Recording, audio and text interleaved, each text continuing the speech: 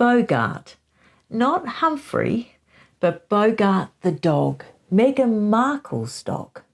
Now, that story about Bogart has been covered by a lot of people, but there was something about it that always bothered me, and I couldn't put my finger on it. So I went delving to have a little bit of a further look. I'm doing a new podcast series on Meghan Markle's disposable friends, and that's one thing I noticed about Meghan is that most of her friendships actually have a use-by date. They have an end date, which is highly unusual, particularly when you see the amount of friends that have a use-by date. Also, I guess you could put Bogart the dog in that category as well. I mean, Prince Frederick of Prussia said in 1789 that a dog is a man's best friend. They went into sort of gender-neutral phrases back in 1789, but you get the general gist. So let's have a look at Meghan's best friend for a short time, Bogart. Now, Meghan was into Suits. They'd done a couple of seasons, and she went off for a holiday in the break to Vietnam with her then husband, poor Trevor Engelson, although he's happily married now, so we don't have to feel sorry for him now. And he got really bad food poisoning on that trip, and the cracks were starting to show in their marriage, but they were still together.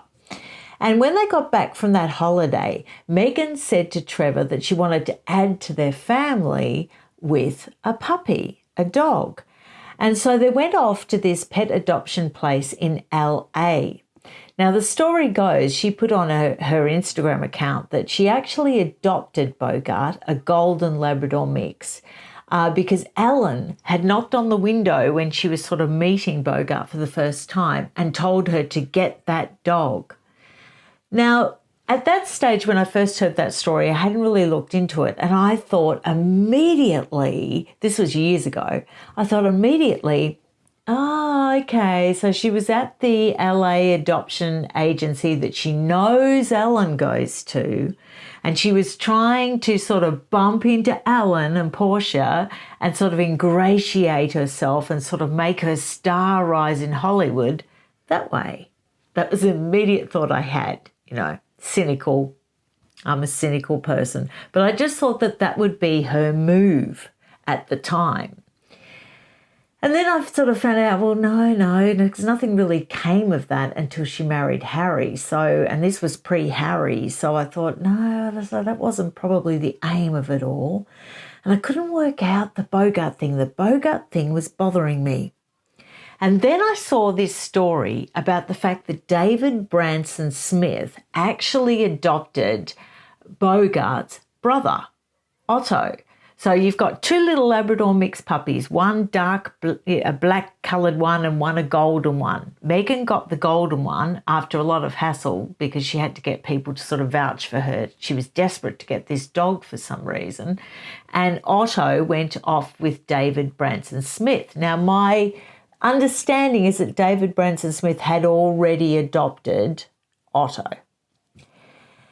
Now, the interesting thing about David Branson Smith is that he is a screenwriter and he's the son of Sally Bedell Smith, who is the famous royal biographer. And she's written over 7 royal biographies, very well known, couple of New York Times bestsellers, you know. So she's very well-known royal biographer. So that's his mum.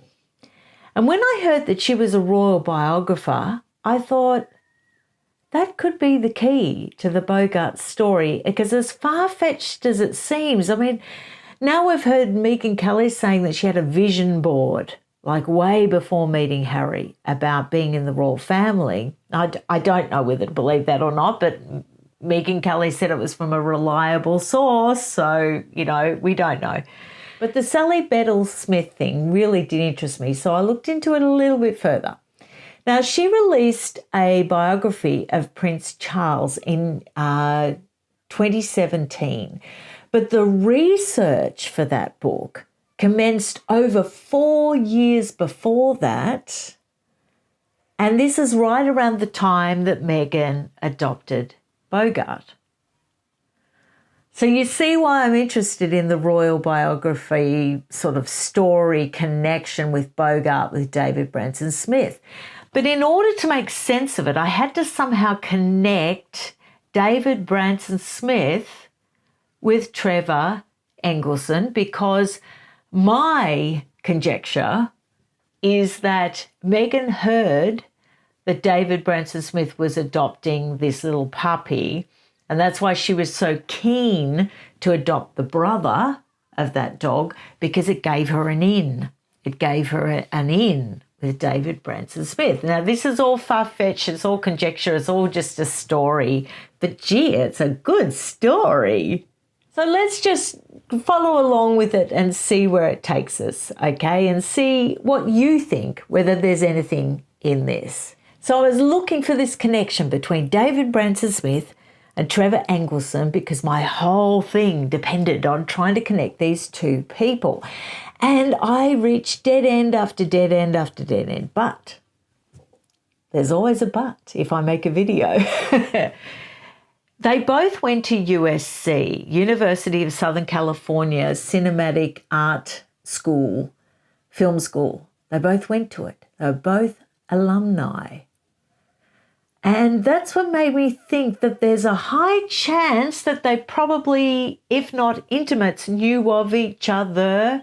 Also, the thought crosses my mind that their wedding in Jamaica, that they invited over 100 industry people. So maybe he went to their wedding. I don't know, but I think there is some sort of maybe casual acquaintance thing going on where it could be conceivable that Meghan could have heard about this dog and would know of David Branson Smith's mother's connection with royalty. Stranger things have happened. So Meghan emails David Branson Smith. They adopted Boghart in December of 2012, and in February 2013 she emails David Branson Smith and organises a play date between the two little brother dogs. Ah, so sweet, such a nice idea. Heads off to a beach and they meet, and it's filmed. And Sally Bedell Smith, at a later date after Megxit, actually wrote an article for the London Sunday Times, and she included that little video of the meet-up between the two dogs. You can actually see it if you Google it. So they never heard from Meghan again. And 6 months after that meeting between the dogs, Meghan and Trevor actually broke up forever. But before they broke up, those 6 months, Trevor was definitely Bogart's daddy, because he used to fly into Canada about every 2 to 3 weeks to see Meghan, and I would presume to see Bogart. And it made sense that Bogart was with Meghan because she was living alone in Canada, and so it would be company, and it would be, you know, when he grew up, it would be a good guard dog for her. So Trevor is the doggy daddy. So, you know, for those 6 months before they break up. So I would imagine that it would have been hard for Trevor when they broke up completely, and then Bogart was just living full time with Meghan. Okay. Then fast forward to the relationship with Harry, fast forward to the engagement interview, and we get told, and now it may have been actually more when they were just going out around the Invictus Games appearance, that we were told that Bogart was left behind because he was too old. He was 5. Too old to fly, we were told. He was 5.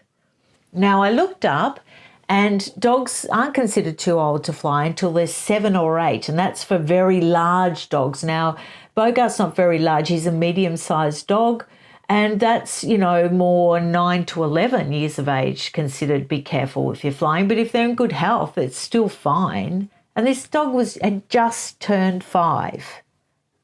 So it doesn't make sense.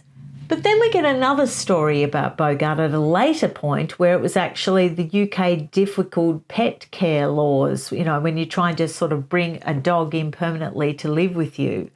We were told, and that came from their camp, from their comms team, that it was something to do with the UK pet laws.